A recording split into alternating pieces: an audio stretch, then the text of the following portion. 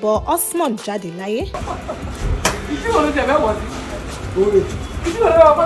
Ìbànújẹ́ dorí àgbà àwọn òṣèré tíátà kodò látàrí pé ìkan lára wọn di olóògbé. Arákùnrin náà tí a mọ̀ sí Osmond Gbádébọ̀ jẹ́ olùdarí, olùkọ̀tàn àti òṣèré sinimá Yorùbá. Olóògbé tí ó jẹ́ 30 ọdún jáde láyé ní àárọ̀ àná ọjọ́ Ajé May 30 ọdún 2022. Ìròyìn tó kàn sí wa ni pé àárẹ̀ ráńpẹ́ kan ni ó ṣe olóògbé kí ó tó di pé ó jọlọ́run nípè. Madam Ṣàjẹ́ tí ó jẹ́ akẹgbẹ́ olóògbé náà ni ó kọ́kọ́ ké gbàjarè lórí ẹ̀rọ ayélujára Instagram kí àwọn akẹgbẹ́ tó kù bíi Níyì Johnson, Yomi Fábíyì àti Rónkẹ́ Òṣòdì-Òkè náà tó máa kọ àwọn ọ̀rọ̀ tí ó ń pani lẹ́kún. Arákùnrin náà fi ìyàwó àti ọmọ ọ̀sẹ̀ méjì sílẹ̀ sáyé kí Elédùà bá wa wà pẹ̀lú àwọn méjèèjì. A kí gbogbo mọ̀lẹ́bí pé wọ́n kú ìrọ́jú.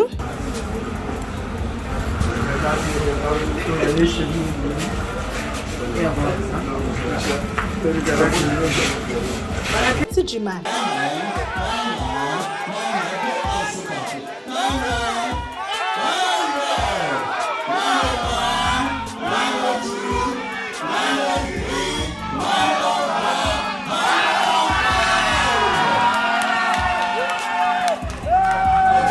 Níbi ìdìbò ẹgbẹ́ The Golden Movies Ambassadors Association of Nigeria tí ó wáyé ní ìlú Ìbàdàn ní òpin ọ̀sẹ̀ tó kọjá yìí, Olóyè Saheed Balogun ni ó gbégbá orókè, léyìí tí ó mú kí gbogbo ẹgbẹ́ parapọ̀ yan gbajúgbajà òṣèré náà gẹ́gẹ́ bí ààrẹ ẹgbẹ́. Ìdìbò náà wáyé láìsí wàhálà tàbí ìkùnsínú láàárín àwọn ọmọ ẹgbẹ́. Díẹ̀ nínú àwọn òṣèré tí ó wà níbi ìdìbò náà ni Ọ̀túnba Yẹmí Ṣọ́ládé, Ọ̀gbẹ́ni Hafiz Ayétòrò àti Ọ̀gbẹ́ni Bímbọ́ Manuel. Ẹgbẹ́ Golden Movies Ambassadors Association of Nigeria jẹ́ àkójọpọ̀ àwọn tí wọ́n ń ṣe fíìmù ní orílẹ̀-èdè Nàìjíríà. Ọ̀sẹ̀ díẹ̀ sẹ́yìn ni Ọ̀gbẹ́ni Yẹmí Àmọ́dù, ààrẹ fìdíhẹ ẹgbẹ́ náà tẹ́lẹ̀tẹ́lẹ̀, fi ipò náà sílẹ̀.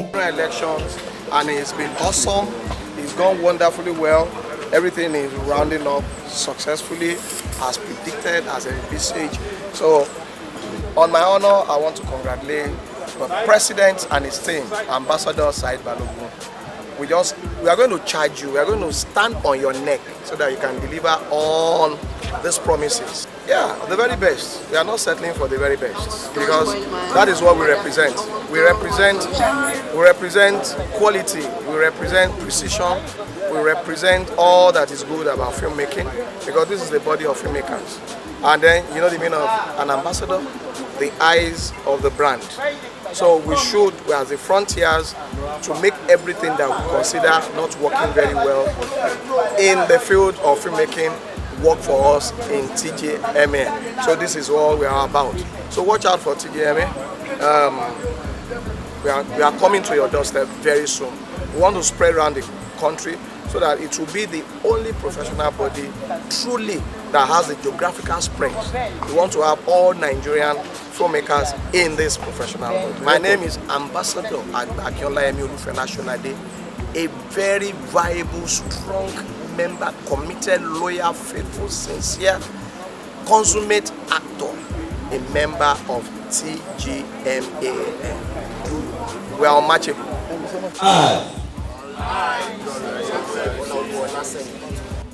Solemnly swear. $1,200, $5,000, and this one is $3,000. Every single month I get paid.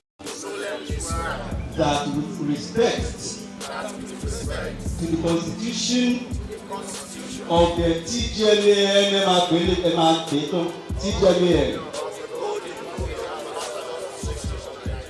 shall abide by the rules of the association and serve the association diligently with utmost good faith. So help me God. Amen. You are blessed.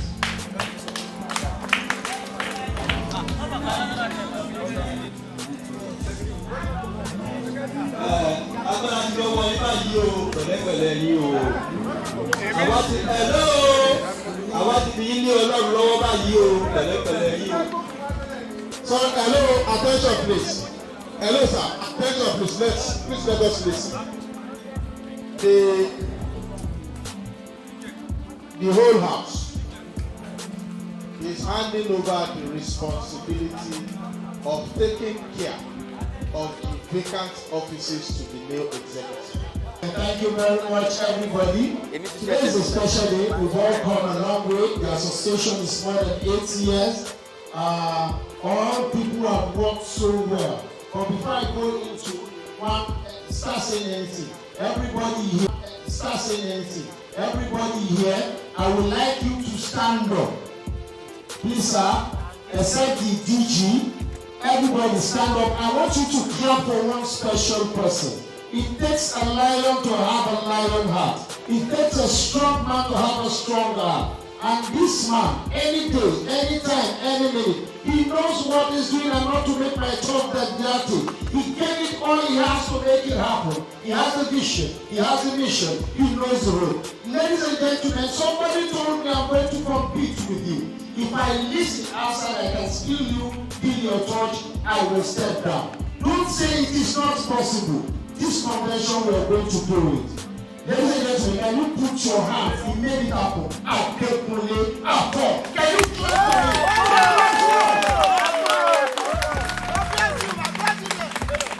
He did so well. He deserves this applause. Pushing it forward, Adebayo Thomas, the census board DG. Please give a special applause, please. This is a man who has said telling me you have intelligent people around you.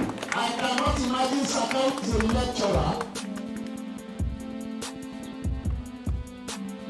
to be beside you by Mr. Perry and everybody that was still here. Today, in September election, I will be there. And he flew in from France yesterday night because of this convention. I tell you the lights, the fighter, the way to entertainment you are blessed to have you. Yanni, Sholade, I'll say thank you very much for joining us. Everybody. And one person again, the man who came out all of a sudden, we saw in the paper he believed in Arabu. Ladies and gentlemen, can you put your hands together? No problem. But today, or now, you shoot. Where you? Come. The Almighty has been there. He has been there. The Almighty has been there for us. Now, Big Boy Emmanuel is a man, he's a consultant who stood by hustle. He did so well. Please put your hands together for him.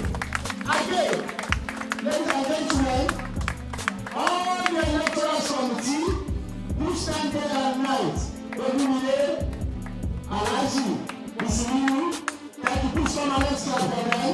Alaji, thank you very much for having me.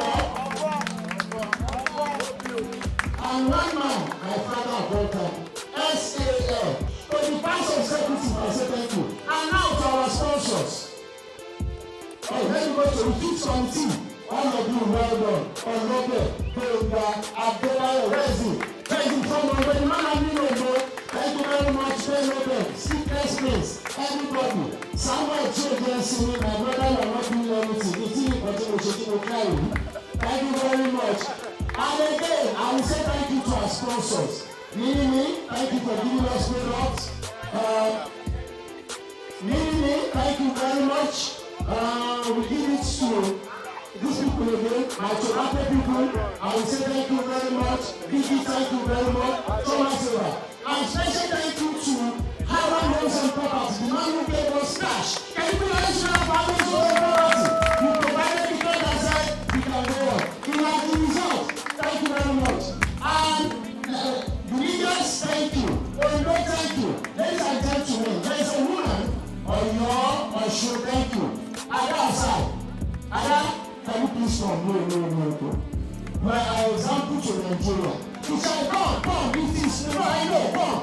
I want to say one thing. It's another thing to lose and scatter the place. If we behave like this in this country, you will not see politicians killing anybody. We have the most powerful contest is between Ada and Onobe. Very close.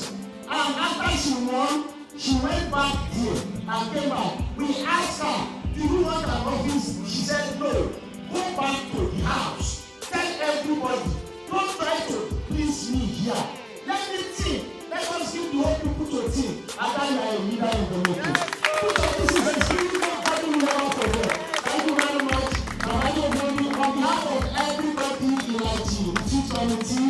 will say thank you very much. I'm not sure you are playing the party. Thank you very much. Thank you, sir. Anna, we still want to see you. We told you something, you said okay for the sake of peace. We won't give you that. No. For the sake of peace, we will see you all of us. Then now announce it to the whole world. Not to elect people. Well, Russia, we are the best. May the Lord be you. Thank you very much, everybody. Thank you. So I said that about this. Thank you so that it's because something I was talking about, but you go to the executive musician. Give me champion music, please. Let's go. Thank you very much. Come on, guys. So, you guys are thank. I thank you so much for coming. We're doing very happy. Hey, shoot. Come on, guys. So, thank you, guys. Mo fàsìkò yìí dúpẹ́ lọ́wọ́ gbogbo àwọn ọmọ ẹgbẹ́ o lákọ̀ọ́kọ́ pé wọ́n wá láti bí ìjẹta ọjọ́ kẹta ló lè ní ìbáyìí ẹlòmíì ti dé láti jẹrin lórí pé a fẹ́ ṣe convention a dẹ̀ fẹ́ dìbò fúnra wa yìí náà ni a dúpẹ́ lọ́wọ́ yín o wọ́n dẹ̀ ti yan èmi náà sí igbákejì ààrẹ ẹgbẹ́ mo dúpẹ́ fún ìfẹ́ àti ìgbàgbọ́ nínú ara ẹni tẹ́ ẹ ní sí mi mo bẹ Ọlọ́run Elédùmarè kó má jẹ́ ń dójú tì yín o kí Ọlọ́run dẹ̀ bá wa kó ẹgbẹ́ gòkè mo wá bẹ̀bẹ̀ pé igi kan ò lè dágbó ṣe mo tọrọ ìfọwọ́sowọ́pọ̀ láàrin gbogbo ọmọ ẹgbẹ́ àti àwa olóyè látòrí ààrẹ tó fi dé gbogbo àwọn olóyè yòókù pátápátá Ọlọ́run á jẹ́ ká mẹ́sẹ̀ járí o Olódùmarè á ṣàánú fún wa níwòyí báyọ̀ ọdún tí ń bọ̀ àgbéga ìròyìn ayọ̀ ìròyìn ìdùnnú wípé a ti rí jẹ a ti rí mu wípé iṣẹ́ tá à ń ṣe yìí ó ti gbè wá náà là á máa ṣe ò lágbára Ọlọ́run ẹ ṣé àdúpẹ́ Ọlọ́run á ṣàánú wa ibi tí kálukú ti wá o bàbá ń padà lọ àdélébárẹ̀ àrìnà kórè o níní iṣẹ́ rí ní iṣẹ́ wa yìí a máa ń lé nǹkan ni à ń lé bá ṣe jẹ bá ṣe mu tó gbogbo wa Ọlọ́run á jẹ́ á rí lé tí a bá ń lé a máa bá tá a bá ń bá a máa mú tá a bá ń mú kò ní í bọ́ tó bá tiẹ̀ ṣe èsì bọ́ àpò wa náà ni ó máa bọ́ sí o Ọlọ́run á ṣàánú wa. You perform wonderfully well. This is the first election in my 5th year as the Executive Director of National Film and Video Censors Board that will be done in line with how well and best practice of elections of that association.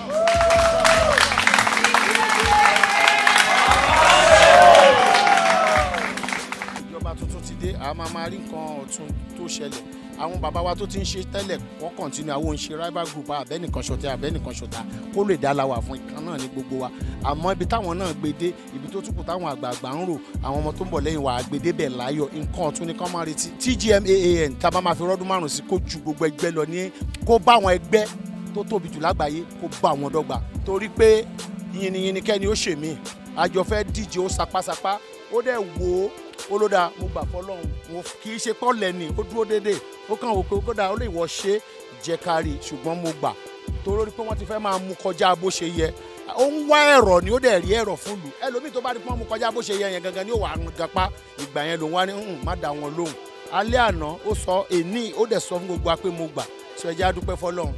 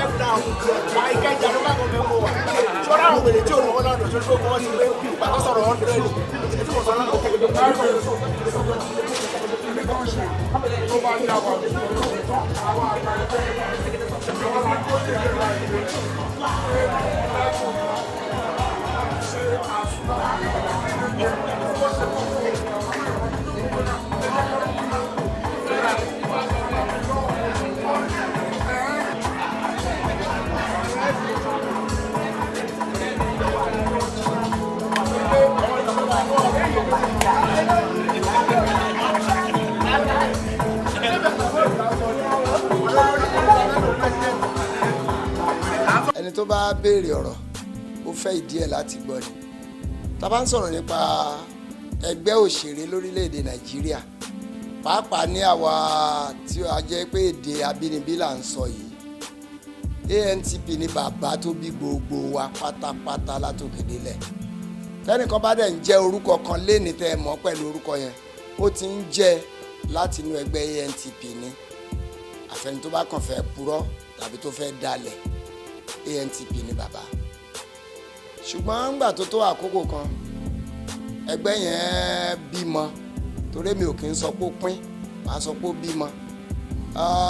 Bàbá ò sì lè gbàdúrà kọ́mọ òun ó kú, ó gbọ́dọ̀ máa gbàdúrà fún gbogbo ẹgbẹ́ tó bá ń dìde látara ANTP ni pé kó yè.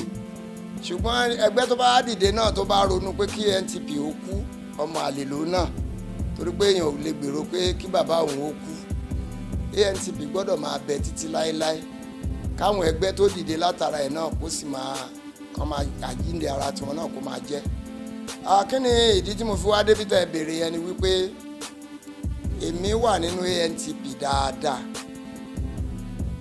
Ìgbà tí TAMPAN ya lọ, mi ò lọ pẹ̀lú wọn, mo sì dúró ní ANTP.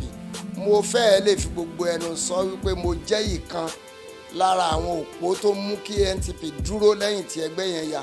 Torí nígbà tí TAMPAN ya, ọ̀rọ̀ ANTP ó di bọ́ọ̀kọ́ o. Mo jẹ́ kan nínú ẹni tí ò jẹ́ kó tú. Ṣùgbọ́n àwọn ìṣòro kéékèèké kan wà tí a máa ń dojúkọ. Ọjọ́ náà ti ń di alẹ́ lọ, àgbà ti dé, bàbá wulẹ̀ ń tanra wa jẹ ni. Bó tẹ̀ pé àbúrò mi kan tiẹ̀ ti correct wa, ó ní káyé sọ pé àgbà dé, ó ní àgbà òde, àgbà ń lọ ni. Lóòótọ́ dẹ̀ ni àgbà ń lọ ni, kò sáà ní padà sẹ́yìn mọ́. So tágbà bá ń dé, àti bùkèlè èèyàn gbọ́dọ̀ ronú sí dáadáa. Lónìí, àwọn ẹgbẹ́ TAMPAN producer pọ̀ ń bẹ dáadáa, tí àwọn tó wà ń bẹ tí wọ́n ti ń rí ọ̀nà bùkèlè. Bẹ́ẹ̀ náà ló sì wà ní TIGMA tí à ń sọ yìí. Lọ́wọ́lọ́wọ́ báyìí ANTP a sì ń jalamba pé kí a padà ní àwọn producer ni, a sì jẹun. Ọjọ́ dẹ̀ ń lọ, torí ẹgbẹ́, torí iṣẹ́ la ṣe dá ẹgbẹ́ sílẹ̀, kì í ṣe torí ẹgbẹ́ la ṣe dá iṣẹ́ sílẹ̀. Iṣẹ́ ti wà ṣáájú ẹgbẹ́. Mo dẹ̀ rí wípé ìránṣẹ́ kan kì í sin baba méjì. Tí n bá ní mo fẹ́ máa bá wọn TIGMA ṣiṣẹ́, wọ́n ń pè mí síṣẹ́, mo bá wọn ṣiṣẹ́. Tí mi ò sí nínú ẹgbẹ́ wọn, ẹ̀rí ọkàn máa da èmi náà láàmú wípé tí wọ́n bá ń dá tọ́rọ́ tí wọ́n ń dá kọ́bọ̀ ńbẹ̀, tí mi ò nípa ńbẹ̀. Ṣùgbọ́n tó yẹ pé ìkórè wọn nìkan ni mo dúró dè, mo ṣe wá wò pé nígbà tí ò ń ṣèjà, tí ò ń ṣèta, kò sí ní tó burú. Ṣùgbọ́n mo fi gbogbo ẹnu sọ fún ANTP pé tí wọ́n bá nílò mi fún ohunkóhun kí wọ́n pè mí, màá dáhùn.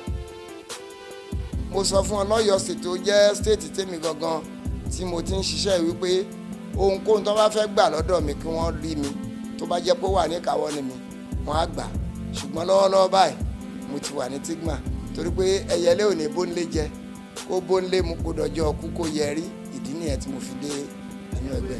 Torí tó wà lára tìlú, bí tó bá wà lára tìyẹ, ọmọ mi ló yá kálọ̀, ọmọ tètè kálọ̀, jọ́ọ̀tì mi.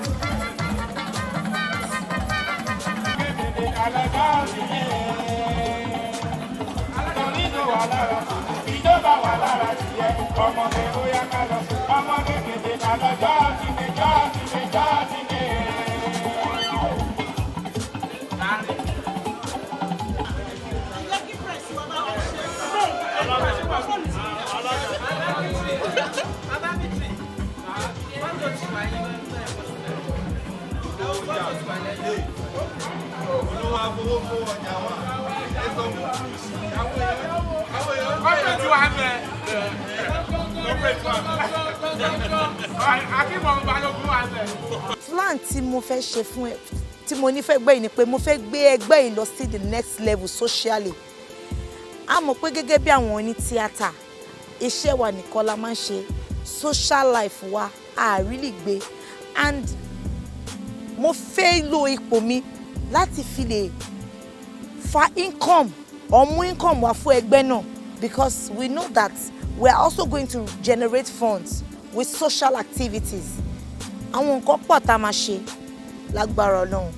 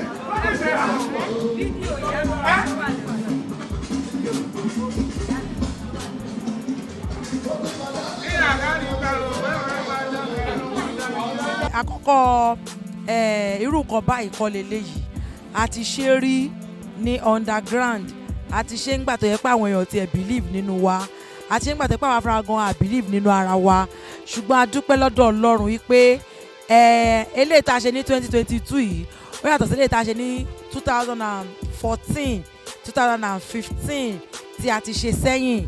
A dúpẹ́ nítorí pé ẹgbẹ́ náà ń gbòòrò sí i.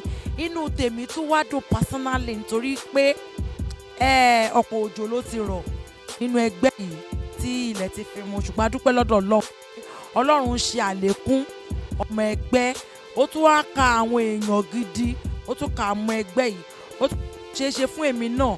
This is the second time tí mo ń contest nínú ẹgbẹ́ yìí. First time was 2015. Then I contacted as the assistant financial secretary of this association. Tí mo dẹ̀ gbégbá orókè. So this time around mo ní mo fẹ́ hold office which is the organizing secretary office. Mo dẹ̀ dúpẹ́ lọ́dọ̀ Ọlọ́run wípé mo gbégbá orókè ní ọjọ́ òní. And the next position is that of the president.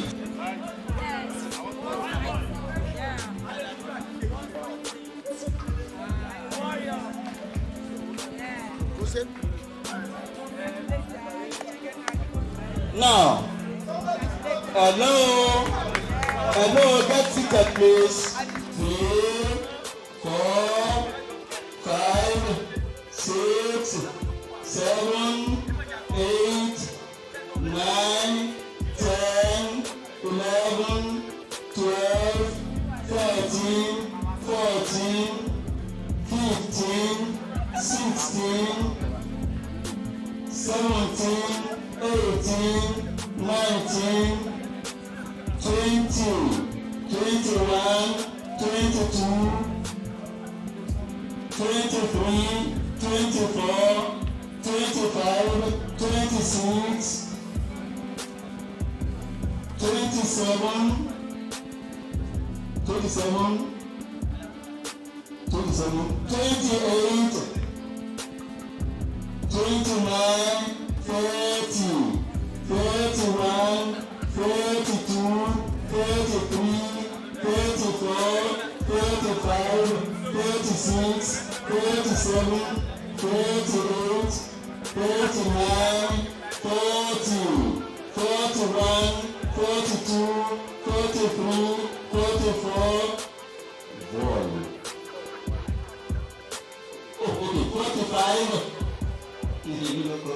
46, 47, 48, 49, 50, 51, 52, 53, 54, 55, 56, 57,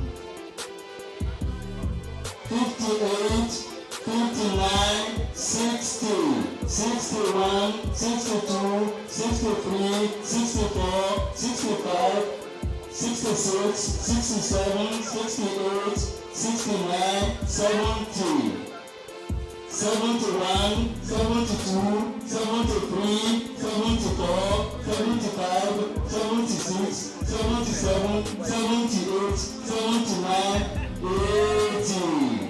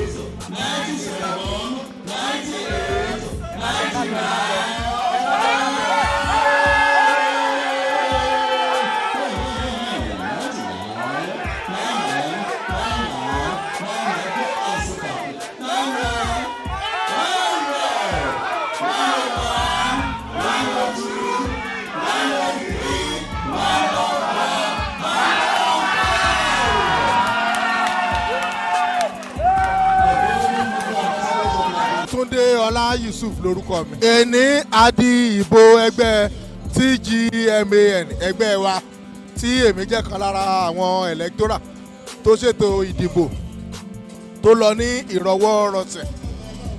And we are expecting to have an association that will be enviable, that will be able to stand at shoulder par with other associations of the same objective across the world, not just in Nigeria.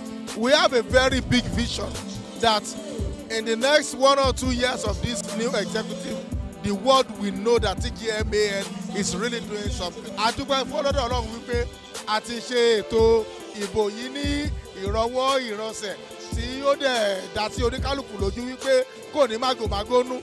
Láàárín ọdún kan sọ́dún méjì, èrò wa ni wípé kí ẹgbẹ́ TGMA kó jẹ́ èyí tí ó jẹ́ pàtàkì káàkiri àgbáyé, tó jẹ́ pé gbogbo ẹgbẹ́ yòókù tàjọ ṣerú iṣẹ́ kan náà káàkiri àgbáyé. Kí ṣe Nàìjíríà la sọ báyìí o, káàkiri àgbáyé wọn ó lè máa sọ wípé ẹgbẹ́ TGMA ògbóǹtarìgì ni. Èròǹgbà wa ò ní yún lọ.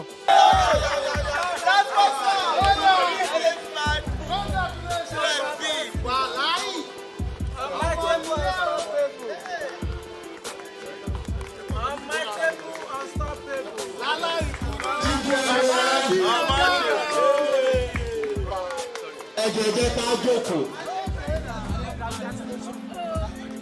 Ó kù ká yọ̀ ká jẹ́ ká jókòó.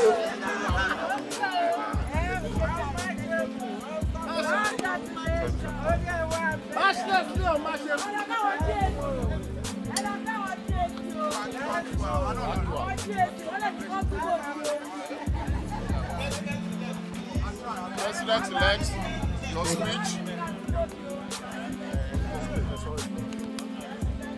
Please put your hands together as the Director General of Census Board, Nigeria Film and Video Census Board, Alhaji Adedayo Thomas is coming to address us. Ẹgbẹ́ àtẹwọ́ yẹn kéré gan, ó kéré gan. Thank you so much for always supporting us.